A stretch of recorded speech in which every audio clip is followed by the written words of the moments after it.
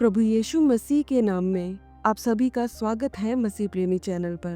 प्रियो, इस वीडियो में हम जानने जा रहे हैं कि फैमिलियर स्पिरिट्स यानी कि परिचित आत्माएं क्या होती हैं और कैसे काम करती हैं और हमारे जीवन में इनके होने के लक्षण क्या हैं और बाइबल क्यों इनका विरोध करती है और क्या कहती है इनके बारे में, और ये दुष्ट आत्माएं कितनी ज्यादा घातक होती हैं, बर्बादी यहाँ तक कि मौत का कारण भी होती हैं मनुष्यों के लिए। तो प्लीज प्रियो, मेरा रिक्वेस्ट है कि अपने घर जीवन में छुपी हुई इस दुष्ट आत्मा के बारे में जरूर जानें और उखाड़ बाहर फेंके इसे जड़ से, अपने घर और जीवन से। वैसे तो मैं अपनी सभी वीडियोस को शेयर करने के लिए कहती हूँ प्रियो, क्योंकि मैं जो भी जानकारी आप सभी से शेयर करती हूँ उसके बारे में पहले खुद स्टडी करती हूँ, उसके बाद आप सभी से शेयर करती हूँ। वो इसलिए ताकि मैं कुछ गलत आप तक ना पहुँचाऊँ। और अधिकतर वीडियोस में तो मैं जो जानकारी आप सभी से शेयर करती हूँ वो अध्ययन के साथ साथ मेरा खुद का अनुभव भी होता है, और इसीलिए इस वीडियो को भी मैं आप सभी से विनती करती हूँ कि अधिक से अधिक शेयर कीजिएगा, क्योंकि अब समय अनजान रहने का नहीं है, बल्कि इन दुष्टों की और अंधकार के राज्य की अधिक से अधिक जानकारी लेकर इनके खिलाफ खड़े होने का है। इन्हें खदेड़ना है अपने घर और जीवन से, और जब तक आप इन्हें जानेंगे नहीं, इनसे लड़ेंगे कैसे? क्योंकि वचन कहता है होशे अध्याय 4 वचन 6 में कि मेरे ज्ञान के ना होने से मेरी प्रजा नाश हो गई। तूने मेरे ज्ञान को तुच्छ जाना है, इसलिए मैं तुझे अपना याजक रहने के अयोग्य ठहराऊंगा, और इसलिए कि तूने अपने परमेश्वर की व्यवस्था को तज दिया है, मैं भी तेरे लड़के बालों को छोड़ दूंगा। लेकिन देखिए प्रियो, नए नियम में वचन क्या कहता है। दूसरा कुरिन्थियों अध्याय 2 वचन 11 में कि शैतान का हम पर दांव न चले, क्योंकि हम उसकी युक्तियों से अनजान नहीं। प्रियो, मैंने इसके पहले भी मॉनिटरिंग स्पिरिट्स यानी कि निगरानी करने वाली आत्माओं के हमारे जीवन में होने के लक्षण और उनसे छुटकारा कैसे पाए, इस बारे में मैंने 2 अलग अलग वीडियो में डिटेल में बताया है, जिसका लिंक मैं डिस्क्रिप्शन बॉक्स में दे दूंगी। आपने नहीं देखा है तो जरूर देखिएगा, क्योंकि अगर आपके जीवन के किसी भी क्षेत्र में, चाहे वो शारीरिक हो या आर्थिक हो, मानसिक हो या आत्मिक हो, अगर बार बार आपको असफलता का सामना करना पड़ रहा है, तो ये संकेत है कि आपके जीवन में निगरानी करने वाली दुष्ट आत्मा यानी कि मॉनिटरिंग स्पिरिट्स काम कर रही है। आप इस वीडियो के बाद डिस्क्रिप्शन बॉक्स में से दिए गए लिंक से मॉनिटरिंग स्पिरिट्स के बारे में पूरी जानकारी हासिल कर सकते हैं। आगे बढ़ते हैं। फैमिलियर स्पिरिट्स क्या हैं? प्रियो, शब्द फैमिलियर का अर्थ है परिचित, जो आपके जान पहचान का हो, और फैमिलियर स्पिरिट्स का मतलब है परिचित आत्मा। इन्हें हाउस होल्ड सर्वेंट भी कहा जाता है, यानी कि घरेलू नौकर। पर मैं आपके जानकारी के लिए बता दूं कि ये आपके नौकरी नहीं करते, बल्कि ये आपके घर में, आपके जीवन में रहते जरूर हैं, पर नौकरी अपने मालिक शैतान की करते हैं। ये एक ऐसी दुष्ट आत्मा है जो अपने मालिक को खुश करने के लिए किसी भी हद तक जाती है। ये दुष्ट आत्मा पीढ़ी दर पीढ़ी आपके साथ जुड़ी रहती है। एक पीढ़ी खत्म हुई तो ये अगली पीढ़ी से जुड़ जाती है, और ये बहुत ही निर्दयी, कठोर और जिद्दी होती है। इन्हें मरे हुए लोगों की आत्मा भी कहते हैं। स्पिरिचुअल गाइड या गार्डियन एंजल भी कहा जाता है, जादू टोना और तंत्र मंत्र की दुनिया में और इन पर विश्वास करने वाले लोगों द्वारा। पर अगर मैं सच बताऊं तो जो इस दुनिया से जा चुका है, यानी कि उसकी मृत्यु हो गई है, तो उसका इस पृथ्वी पर अब कोई भाग नहीं। ऐसा बाइबल कहती है सबोपदेशक अध्याय 9 के वचन 5 और 6 में। बल्कि ये परिचित दुष्ट आत्माएं उनके जो मर चुके हैं नकल करती हैं, अपने आप को आपके उस प्रियजन के होने का दावा करती हैं, ताकि आपको इनके होने से कोई समस्या ना हो, और ये आपके जीवन में रह के आपको नुकसान पहुंचाती रहती हैं। मैंने सपनों के अर्थ पर एक वीडियो बनाई थी, जिसमें मैंने बताया था कि अगर आपका कोई प्रियजन जिसकी मृत्यु हो गई हो आपको सपने में दिखे, तो वो यही परिचित दुष्ट आत्माएं होती हैं, जो आपके प्रियजन का रूप धर के आती हैं, क्योंकि ये उस मृत व्यक्ति का बहुत ही बारीकी से निरीक्षण करती हैं, उसकी आवाज, उसकी चाल ढाल, सब कुछ। और इसलिए जब कोई अपने प्रियजन की मृत्यु हो जाने से दुखी होकर जादू टोना करने वालों के पास जाता है कि अपने मृतजन से बात कर सके, उससे संपर्क कर सके, तो वो ओझा या तांत्रिक या भूत साधने वाले या आत्मा बुलाने वाले लोग जिसे बुलाते हैं आपके लिए, वो फैमिलियर स्पिरिट्स ही होती हैं।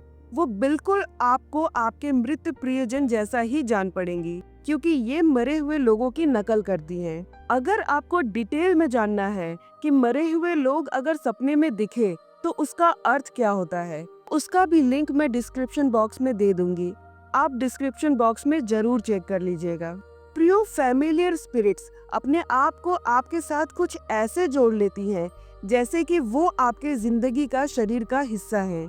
आपके दोस्तों, परिवार वालों से बढ़ के या आपके साथ जुड़ी रहती हैं, आपकी भलाई के लिए नहीं बल्कि आपको नुकसान पहुंचाने के लिए।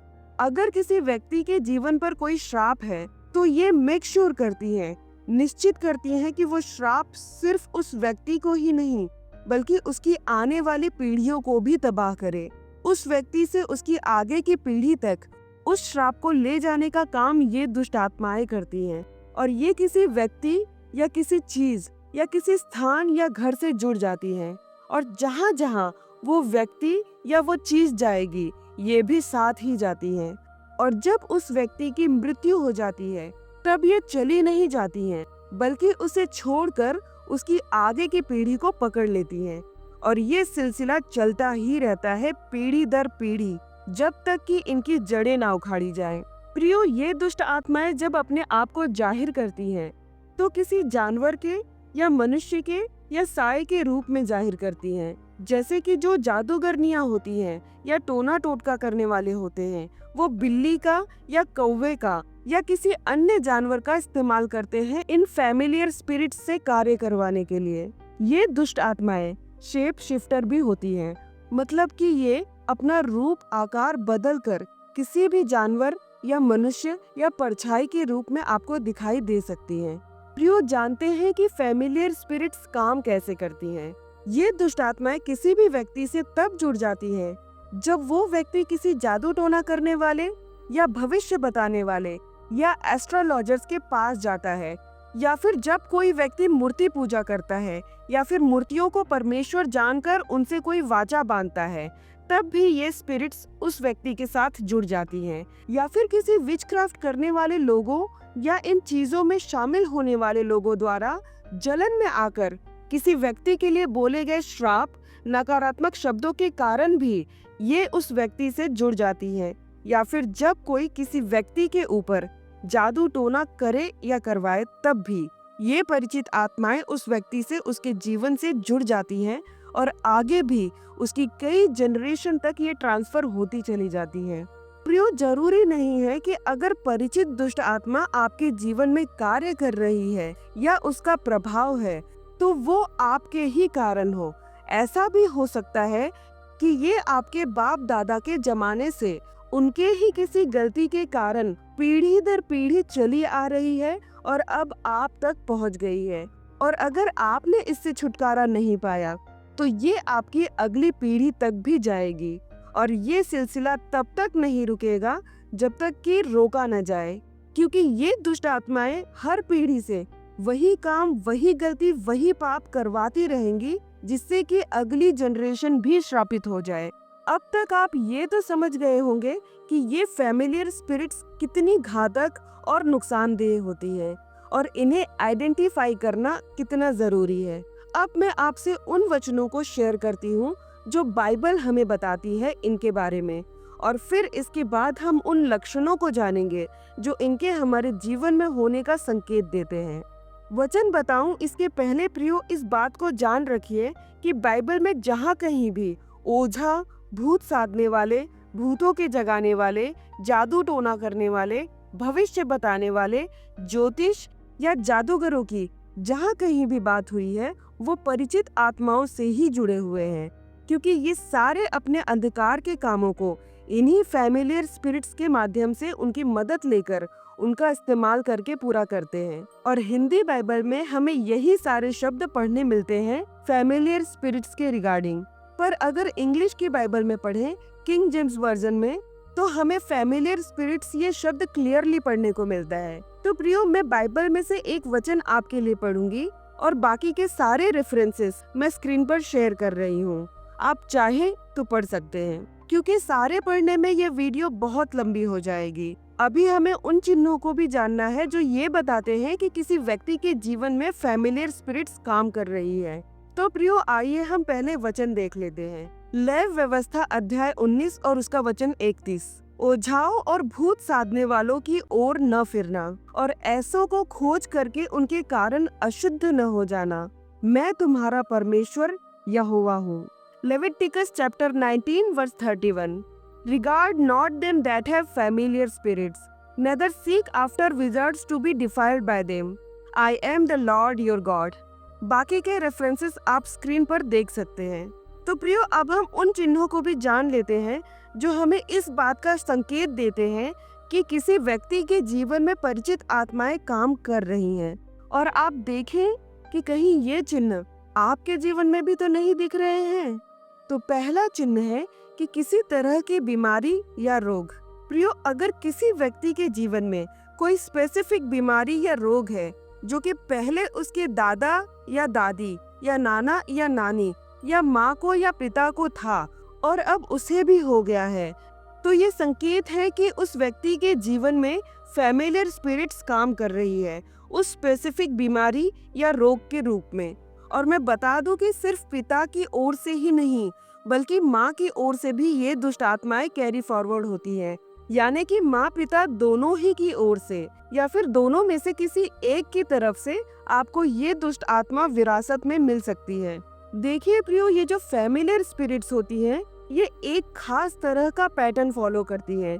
जैसे मैंने बताया बीमारी या रोग, तो अगर दादा या दादी या नाना या नानी में से किसी को भी अगर डायबिटीज की समस्या रही होगी, मान लीजिए अगर दादा को थी तो उनके बच्चों में भी दिखाई देगी और फिर बच्चों के बच्चों में भी दिखाई देगी। साइंस भले इन बातों पर विश्वास नहीं करता, पर फिर भी जब भी कोई अपनी तकलीफ लेकर डॉक्टर के पास जाता है तो डॉक्टर पहले ये सवाल करता है कि क्या ये तकलीफ या बीमारी आपके पहले की पीढ़ी में या आपके पेरेंट्स में से किसी को थी। साइंस कहता है कि ये बीमारी जेनेटिक है, यानी कि अनुवांशिक, पर एक वंश से दूसरे वंश तक इस बीमारी को लेकर कौन जाता है, इसका कोई सटीक जवाब नहीं है साइंस के पास। पर बाइबल में इन सारी बातों का जवाब है।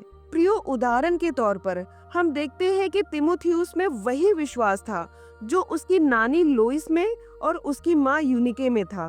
तो यहाँ हम देख सकते हैं दूसरा तिमोथियुस अध्याय 1 वचन 5 में कि विश्वास किस प्रकार से ट्रांसफर हुआ, पहले नानी में, फिर नानी से माँ में, फिर माँ से तिमोथियुस में। और हम देखते हैं कि जिस प्रकार अब्राहम ने अपनी जान बचाने के लिए उत्पत्ति अध्याय 20 के वचन 2 में झूठ बोला, उसी प्रकार इसहाक ने भी झूठ बोला उत्पत्ति 26 के वचन 7 में। और फिर हम देखते हैं कि इसहाक के बेटे याकूब ने भी इसहाक से झूठ बोला उत्पत्ति अध्याय 27 में। और ये सिलसिला आगे के पीढ़ियों में भी चलता रहा। और इसी तरह अब्राहम से जो वाचा बांधी थी परमेश्वर ने, जो आशीष दी थी अब्राहम को, वो भी पीढ़ी दर पीढ़ी ट्रांसफर होती चली गई। आप खुद सोचिए, अब्राहम का बेटा इसहाक जो करता था वो आशीषित होता था। क्यों? इसहाक का बेटा याकूब, जिसने अपने पिता को धोखा देकर सारे आशीष वचन ले लिए इसहाक से। याकूब के तो नाम का ही अर्थ है अड़ंगा मारने वाला, फिर भी परमेश्वर याकूब के साथ रहा। क्यों? उसी वाचा के कारण, उसी व्यक्ति अब्राहम के कारण जिससे परमेश्वर ने वाचा बांधी थी। तो जिस प्रकार चाहे विश्वास हो, चाहे झूठ हो, चाहे वाचा हो और चाहे आशीष हो, पीढ़ी दर पीढ़ी चले आते हैं, एक जनरेशन से दूसरे जनरेशन में देखने को मिलते हैं, उसी प्रकार ये परिचित दुष्ट आत्माएं भी पीढ़ी दर पीढ़ी ट्रांसफर होती चली जाती हैं। और आप ये भी जान रखिए कि जब भी कोई व्यक्ति परमेश्वर के विरुद्ध पाप करता है तो उस पर परमेश्वर का दंड आता है और वो भी पीढ़ी दर पीढ़ी चलता रहता है।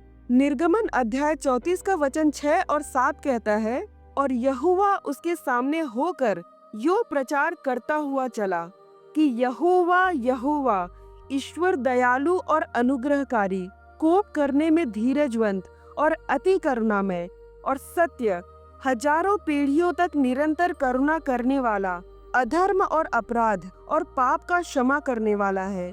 परंतु दोषी को वह किसी प्रकार निर्दोष न ठहराएगा। वह पितरों के अधर्म का दंड उनके बेटों वरन पोतों और परपोतों को भी देने वाला है। तो प्रियो, जब भी कोई व्यक्ति परमेश्वर के खिलाफ पाप करता है तब वो इस श्राप का भागी हो जाता है, जो कि कितनी पीढ़ी, 4 पीढ़ी तक जाती है। और अगर उन पीढ़ियों ने भी ये पाप किया तो वो उनके आगे की और 4 पीढ़ी, इस तरह से पीढ़ी दर पीढ़ी चलती रहती है। और इन श्रापों के साथ ये फैमिलियर स्पिरिट्स अटैच हो जाती हैं, जो वही पाप, वही बर्बादी, तकलीफ, परेशानी हर जनरेशन में लेकर जाती है। अब मैं सिर्फ बाकी के चिन्हों को बताती हूँ, क्योंकि मैं समझती हूँ कि इतना एक्सप्लेनेशन काफी है। अब तक आप काफी हद तक समझ गए होंगे कि ये फैमिलियर स्पिरिट्स क्या हैं, काम कैसे करती हैं, बाइबल इनके बारे में क्या कहती है और ये कितनी घातक होती हैं।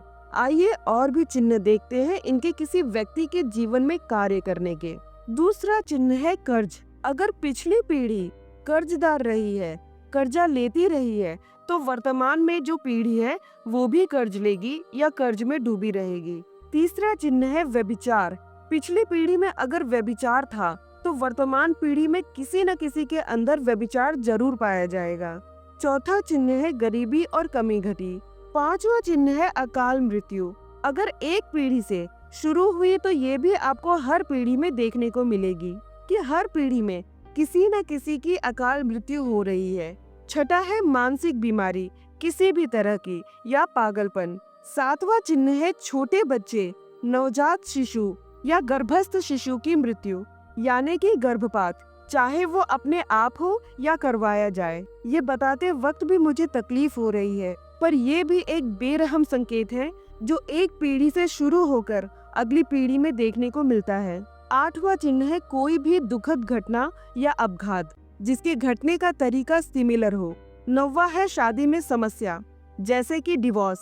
10वां केवल महिलाओं से संबंधित है, वो है माहवारी की समस्या। ये भी नानी से माँ और माँ से बेटी में देखने को मिल सकती है। 11वां चिन्ह है बेकाबू गुस्सा या क्रोध, जिसमें इंसान कुछ गलत कर बैठे। प्रियो, और भी चिन्ह होंगे, पर जितने ध्यान में थे उतने आप सभी से शेयर कर दिए। मैंने आप सभी से जितने भी चिन्ह शेयर किए हैं उनमें से अगर एक भी चिन्ह आपने अपनी पिछली पीढ़ी में देखा और वर्तमान पीढ़ी में भी देख रहे हैं तो सावधान हो जाइए, क्योंकि ये संकेत है कि वही परिचित आत्मा जिसने आपकी पिछली पीढ़ी को सताया अब वर्तमान में भी सता रही है। इनमें से कुछ चिन्ह मैंने अपने और अपने पारिवारिक जीवन में भी देखे थे, जो कि मुझे मसीह में आने के बहुत समय बाद समझ में आया कि ये क्या है और क्यों है। पर काफी देरी से, काफी कुछ सहने के बाद समझा। पर जब समझा तब एक एक करके मैं उन सताओं के खिलाफ खड़े होना शुरू हो गई और उन बंधनों और गढ़ों की जड़ों को तोड़ने के लिए मुझे क्या करना चाहिए उस बात की खोज में लग गई। प्रियो, और इसी दौरान मैंने प्रभु यीशु मसीह के अथाह प्यार को जाना और गहराई से समझा। प्रियो, कमेंट करके जरूर बताइएगा कि क्या आपने भी इनमें से किसी चिन्ह को अपने जीवन में देखा है। बस इतना लिखिएगा कि हाँ देखा है, ताकि मुझे भी पता चले कि मैं अकेली नहीं थी जिसने इन दुष्ट आत्माओं का सताव झेला। क्या आप जानना चाहते हैं कि मैंने क्या किया इन परिचित दुष्ट आत्माओं की पकड़ अपने जीवन से खत्म करने के लिए, या क्या करना चाहिए इनको अपने जीवन से खदेड़ने के लिए? तो कमेंट कीजिएगा डिलीवरेंस या छुटकारा ऐसा लिखकर। इस वीडियो के अंत तक मेरे साथ बने रहने के लिए दिल की गहराई से आप सभी का धन्यवाद करती हूँ। हमारे परमेश्वर उद्धारकर्ता प्रभु यीशु मसीह की आशीषें और बरकतें आप सभी के जीवन में हमेशा बनी रहे। प्रभु यीशु मसीह के नाम में आमीन। जय मसीह की।